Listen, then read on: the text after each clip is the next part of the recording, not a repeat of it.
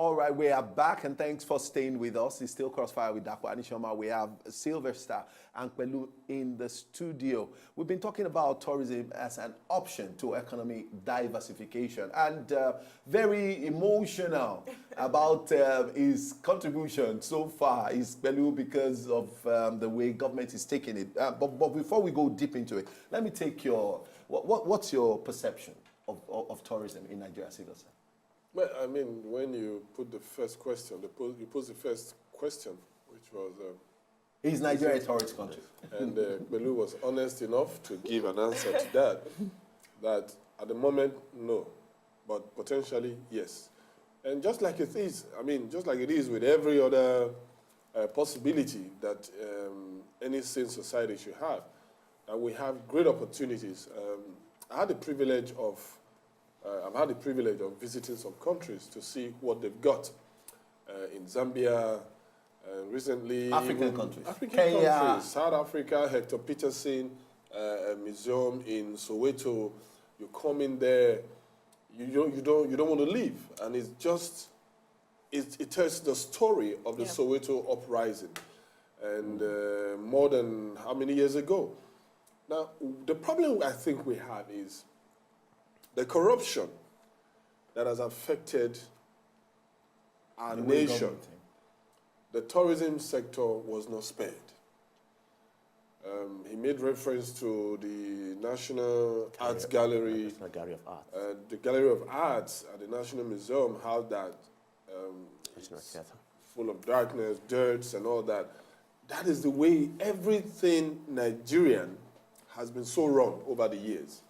And for us to make progress, I mean, the few museums you have today that you can bet yourself to bring a foreigner to come see are the private ones. Like the Didi museums of this world.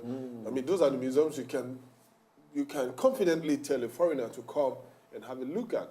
The problem we have, again, is the inability of our governments over the years. And arguably, like even the current administration, walking the talk. There's more talk than real work. I mean, they're not doing what they're saying they want to do. I mean, just offline, we were having a conversation how that the information minister is wanting to go talk with the World Tourism Organization when he has not even engaged the professionals locally. What position are you taking there? Maybe some extra code needs to be ended, you know. Again, and again, that's the problem. How we are unable to preserve what we have. We're unable to manage what we have. I come from Benin. I mean, lately I've been working on a story on the coronation of the new Oba, and in my interactions, I'm amazed at the history of the Benin people. You know, I had the privilege of interviewing a whole lot of people, Professor Alagua, the Obi of Onitsha, and they have a lot to say about the richness, as it were, of that tradition, of that culture. And already, there are lots of foreigners who want to come to witness that coronation. Again, that is a once-in-a-lifetime event. Yeah. On a yearly basis, they have the Igwe Festival. And we have a lot of foreigners who want to come in there to witness these ceremonies. Now, what we have lacked over the years is the coordination. These ceremonies, these events are not properly harnessed. They are not properly coordinated. They are not properly publicized, as it were, to those who can actually come. I tell you, sometimes we don't even need foreigners. Even within Nigeria, a lot of people there are lots of Nigerians who would want to know. Now, how can this be encouraged when you have just you have taken history out of our curriculum? People can't study their history, so how would they be excited? How would they know to even want to go learn some more? I mean, so, clearly, we need to get serious, really, and stop playing to the gallery. Okay, but if we want tourism as a viable alternative, as a viable option, then we must be willing to invest. We must be willing to engage professionals, those who understand the business of tourism to run the industry. All right. But, why should we continue to merge culture and information? It should be separated. Okay. It should be given the full, I mean, you want But the tourism Minister for as an option? The Minister for Information did say that his ministry were planning on opening arts galleries and centers across 774 What is his local background? governments. What that help preserve? What does he know? What is he? Won't that help preserve? Because He said something that Minister is for really very Information key. and Culture. He's the Let Minister the for people Information and who Culture. are professionals. When the professionals are saying that government is not involved or government is dominating and they are not doing the proper thing, all of this thing can be privatized and people will run it successfully. Anyway, I don't want to answer these questions for our guests, but Pelu, which way to go? If tourism is going to become an economy mainstay in Nigeria, what are the things we need to do? What are the things we need to put in place? As a professional, let's... One thing Travel Next Door tries to do is to become like a data bank of tourist attractions in the country. We're actually building a list of the attractions that you can actually find, breaking them down into different categories. Sorry to interject you, but yes. How do you now solve the problem of getting to the National Art Gallery in National Art Theatre that was locked down, and you need to now have to, to rub the ego of the security personnel before you can bring tourists to come and, see, it's... Well, the thing is, it's not the same in all of the attractions. Okay. There are some attractions that you can actually just walk in, like natural attractions. Olumo Rock, for example, Olumiri waterfalls. You pay a token to go in, okay? But they are natural attractions. They are not man-made like the National Gallery. Okay, so some of them you have easy access. You just need to be able to know that they exist. And one of the things I think we can begin to do is to look at the National Orientation Agency. Like she said, Nigerians have this idea about idolatry and whatever. But the thing is, Nigerians don't really understand and they don't know what they have. If they Sorry, did, Pelumi, don't you think like the Ogun State government has really done a lot? I used to remember, I remember very vividly my very first visit to the Olumo Rock. Yeah. But today is a different, scenario. You will see a lot of... Because somebody simply walked the talk. That's what we're saying. And this renovation was done by a PDP government. Made sure that they put money there, and today, I'm sure it is a money spinner for the state. So, and that is what we must look at. We must, if you want tourism to be a viable option, then you must treat it as a business. And government has no business in business. In business. Get the professionals to run that's the the business. thing. Get the professionals. Get people to invest. First you do is have, you're talking about data bank, have an assessment, an audit of all available when you say get professionals, are you talking about privatization? Yeah. So I think what can actually work. Sorry, I was going to go to something. Okay. He said that earlier, and that has always been my battle cry. We are not marketing Nigeria to Nigerians enough. That's why Ghana will come into the country and take our people to Ghana. And then we take all the millions. And that's to why CNN South and the Africa, rest. will come into this country and take Nigerians to South Africa. A few days ago, I stumbled on a roadshow hosted by the South African tourism. Essentially, they brought all of their stakeholders in the tourism industry to come and face-to-face with our own stakeholders here. What are they doing? They are selling South African tourism to Nigerians because they know this is where the market is. Okay. We have the market, we have the people, we have the attractions. We're not talking to our people. We are allowing people to come and sell outside, other places to us, and we go.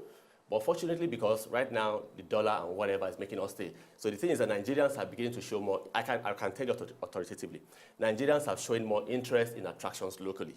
I've seen people post pictures of places that they've been to in the country. And we are also in the vanguard of pushing domestic tourism. That has always been what we do. We have packages around the country. People are signed up to go. But of course, they're saying Nigeria is insecure, the road network. But the thing is that what you need for tourism is the experience. Disregard the fact that the roads are not good. It will not be good in a year or two. We have to understand that. But overlook all of that roadblocks or orders, and they just face the attractions that we see. But for a sensible, Sorry to cut in. I want to ask a question. Here we have to be very honest. Yeah. You are a lover of tourism. I'm not going to love tourism overnight when my life is going to be ended. The safety is not guaranteed. Of course. And that is where you cannot take out the role of road infrastructure the role of security. Yes. You can't take it away. Are you even aware that when foreigners want to visit Nigeria, the hell they go through at our embassies to get Nigerian visas to come? Meanwhile, look at what South Africans have done. You want to go to South Africa, it is to be difficult. Once you have the hotel reservation, you have it, the number of days you're going to stay, you have paid. Your flight is booked. Your flight is booked, they give you the visa.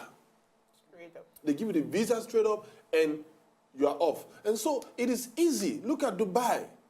In 2 days, you are ready to go. Even Kenya People want also. to come to Nigeria. I have a friend who, from South Africa, wanted to come to Nigeria 4 months, waiting to get a visa to come. Whether you like it or not, these things hamper attraction to tourism. Now, talking about marketing Nigeria to Nigerians, again, you know there is mutual distrust between the people and government. So as long as government is the one talking to us about visiting places in Nigeria, nobody wants to go visiting. I mean, we see it with some other countries of the world where tourists are attacked. And, but that's what we have. You know what I want you to do? Sell tourism to Sylvester, and I want him to buy into it. Sell tourism to him. Listen, let him finish his thought. Yeah. Now, I mean, you talked about what the National Heritage Agency will have to do so that those of us who are extremely religious, like you know, when you use the word religious, I have a problem with that. But I mean, so people can understand. That's what he said. Now, I'm coming. Now, when I see all those Oshun, Oshogbo, I mean, somebody like me, I'm not going to be interested. Yeah. But like you've said, there are a whole lot of other activities around the country. Question, where are they? Who is aware? And I'm telling you, you want me to love tourism. You want me to love arts. Yeah. I mean, I started falling in love with arts just less than 3 weeks now, because I had the privilege of interacting with the likes of Newton Jibuno and co. And then they started talking arts. I mean, working with Amfiofore and some other guys, meeting Professor Bejulai Wala. And then, I mean, I was beginning to appreciate, arts and culture again. But see, in trying to do that, safety is key. Security is key. Okay, Mr. Sylvester. All right, let's quickly take this call before we continue. Don't worry. Let's take this call and then we continue from there. Hello, Teresa. How are you?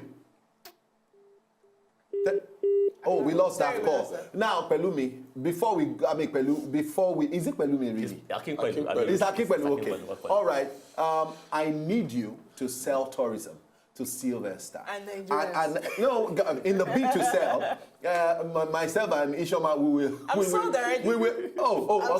Okay. So sell a package to Sylvester on this show, because I mean it's pointing out a couple of things that you feel may not really hamper anybody who wants to buy into a package to actually be a part of a tourist package or patronize a tourist something in Nigeria. But the truth is, I am concerned about a lot of things that you think does not really matter. So I need you to sell tourism. To sell it like a package and let us see if I'm going to buy into it or not. Oh, well, I mean, I don't know what, I mean, to now narrow down to a package, let me sell Lagos to you first and foremost. Okay. There are 20 million people in Lagos, okay? But I don't think many people venture beyond their immediate environments. But I'd like to take you, first of all, on the Lekki-Ekpe axis. Okay. We'll go to the Lekki Conservation Center, which now has the longest canopy walkway on the continent at 400 meters. Which is very beautiful. Which is fantastic. It's just a hair-raising experience to be on the canopy on top of the forest. To just look down on the forest vegetation, mangrove forest, and then just feel nature. There's no noise. Built by Nigerians?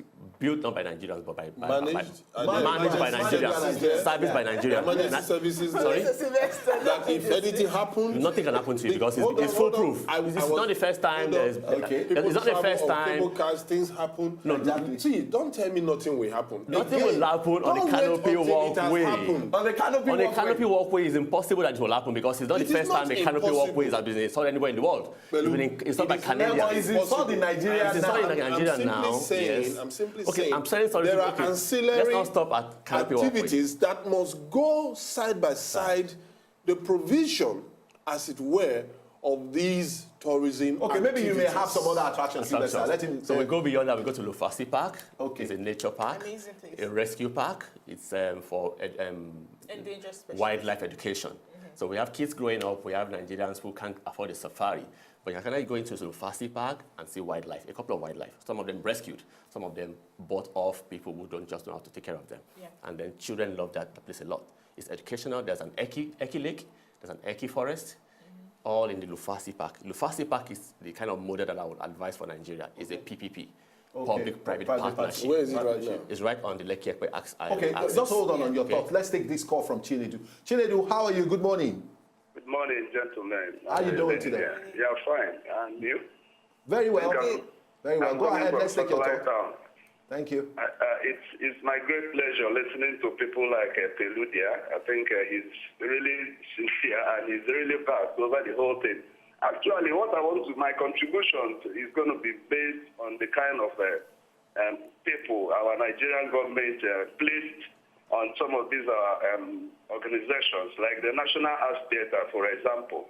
The last general manager in the person of Yusuf, he used to answer Garoba Yusuf, he used to answer Yusuf Yaradua.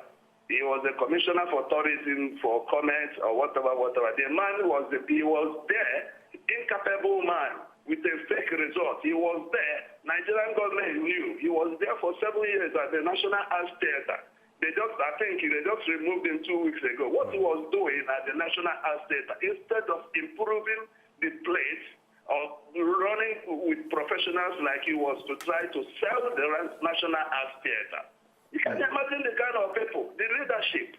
Yeah. The government, I think, are they patronizing positions to people who are their supporters of their party? Or are they going to invite professionals? If they continue giving these positions to people who are members of their parties, be them fake people, they know that Yusuf used to be a Yaradua. Yusuf can answer Yusuf Garoba tomorrow. He can answer Yusuf Jalafi Ajiznes tomorrow. He has held a lot of positions. He has look at his credentials. Academically, he never went to the university. All right. He's just fraud. Can we continue blessing the fraudulent people and expect the current tourism? All right, thank you very much, Chinedu. Yes, sir. I mean, because I don't want us to lose sight, I really want to find out why government is treating our national monuments the way they're being treated. It's really very unfortunate. The National Theatre used to be like a fun place when I was growing up. We go there to watch movies, you know, and it's always fun. Every time we have an opportunity to go there, it's a time of refreshing, you know. When I was growing up, we used to have a Papa Amusement Park. I know that I don't even know if a Papa Amusement Park was owned by an individual or it was a state thing, but it was fun. It was something everybody liked. It was functioning. We used to go there. Before I take your comment, let's take this next call. Hello, good morning. Hello? Good morning. How are you? Fine. Great, good to have you on the show. Let's take your comment. Hello, are you there? Chibueze? Yes, I'm here. We can hear you. Make I'm our here. contributions. Yeah. Okay, talk to us, Chibueze.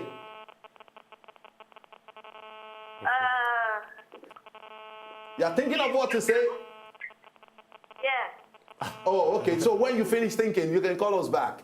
All right. So I also want us to also realize something. Okay, let's take Teresa's call. Please. Teresa, good morning. Good morning. My name is Teresa Jirotutu. Yeah, sorry we missed your call the other time. Thanks for calling I'm back. speaking from Surulere. Good to have you on the show. Please, I would like you to call on the president to call all the governors A to Z.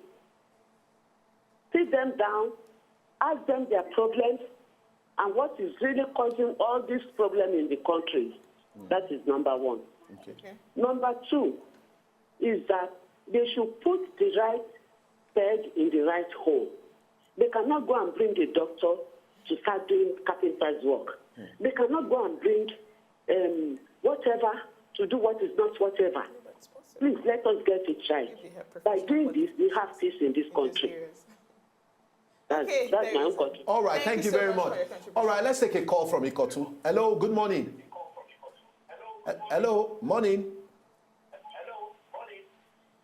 Hello, Godwin. Please, can you turn on the volume? Okay, go ahead.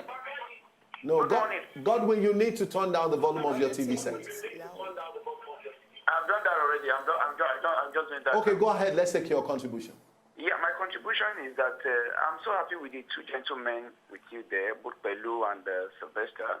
Thank you. But my problem with Nigerians is when we finish this talking, can we really follow it? Is there nothing we can do? We have really these great ideas, great people. It's just talk. You listen on the paper, on the media, television, radio. Can we just follow up this talk? These good ideas that you have, that God has blessed you with. Is there anything we can do with it? I mean, we are government ourselves. We should wake up to this responsibility. We should not depend on. They are not educated. They just at the aim of power. They have nothing to do with it. That's why we have let's people just like follow Mr. up and do best. Let's do the best out of these great ideas that are sitting down with you there. That is just my contribution this morning. All right, thank you very much, Godwin. And God will always win anyway. Unfortunately, I mean, it's not about. I mean, we know what to do, okay, but we will give you the opportunity to do what you have to do.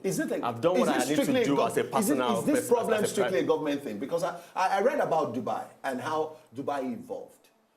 Dubai was a desert. It was a place for nothing. But the government sat. The people were willing. You've answered it. That means it's government. Hold on. It's about leadership. You know, we've been kind of unfortunate as a country, as a people, not to have leaders who have ideas, who have passion, who are visionary. And they are visionary when it comes to muzzling opposition and making sure that nobody rises, nobody can challenge them. So long as they are perpetuating themselves in office, it's fine. Working as godfathers. But beyond godfatherism, we're looking at becoming that rallying point, the father of the modern Nigeria. Nigeria is crying and wishing to have such a leader that comes with a blueprint. We've had leaders who were never really ready to lead. Even though they contested elections, they didn't quite have a plan on how to run or govern the country. I need to say something quickly before we go. And in rounding up, I know, yes, that we have an issue with leadership, and we know that leadership can help. But please, let us for once look beyond leadership. Let us look at the Nigerian people. We can't do it. It's impossible. No. Let me give you an example. If you're talking tourism, 1 second. Let me quickly give you an example. Now, Nigeria, we have this mentality that anything outside the country is more beautiful. Let us look at Adire, for example. Adire is one of the most beautiful fabrics you can find anywhere on earth, particularly Nigerian Adire. But you see it at our weddings, we rather go and buy Ankara made who drives outside this the country. consciousness? This is crossfire. Aside the fact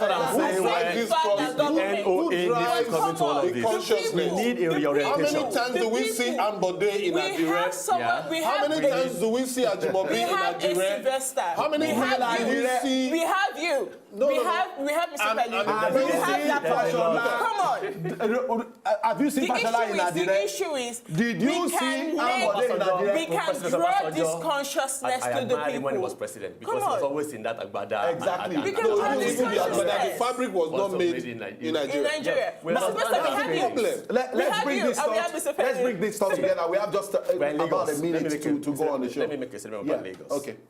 Lagos State has just launched a tourism campaign, which is called One Lagos. One Lagos, yes, we were there. But my problem with that is, it's a good idea to say you want to drive tourism, but you're trying to drive tourism using music and entertainment. It's not going to fly. Okay? That is a wrong-headed approach to developing tourism. I go to Badagry all the time. I'm going to Badagry with tourists tomorrow. We'll be there for a weekend. Okay? Every time I go there, we always go to visit the Badagry Heritage Museum. Yes. That is where the history of slavery has been well documented. That's the biggest slave museum anywhere in the country. 9 galleries. The building was constructed in the colonial years, 1863. Okay? For so long, it was there, it was good.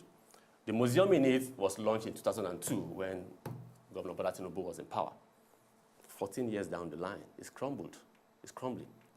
Okay, I was there with tourists a couple of weeks ago. we are free. Did you have to roads climb. to drive to the place? No, Badagry is a beautiful town. Anyway, Badagry is a beautiful Pelu, town. So we need to wish pay that they have attention more time on the to show, all really. of these things. It's not by dragging You were music all over talking the with place. spring It's not palms. going to work. With spring palms. Yes, I've been to Yeah, those which ones, one is yeah. there? The road But leading there. Badagry is a gold mine for Lagos, tourism speaking. It's been Sincerely, I ignored agree for with so you long. totally. It's been ignored for Yeah, so long. For too long. Because of politics. I don't Yeah, understand but Because we the know- voting pattern didn't favor a particular But we know that Sylvester, thank you so very much. something. Pelu, thank you so very much. Ishoma, I wish that we could just continue, but definitely we'll revisit But we this and can take politics out of all of this. Yes. All right, join us Separate tomorrow politics from for governance. another very fantastic problem. episode of Crossfire. God bless you and God bless Nigeria. We will get there.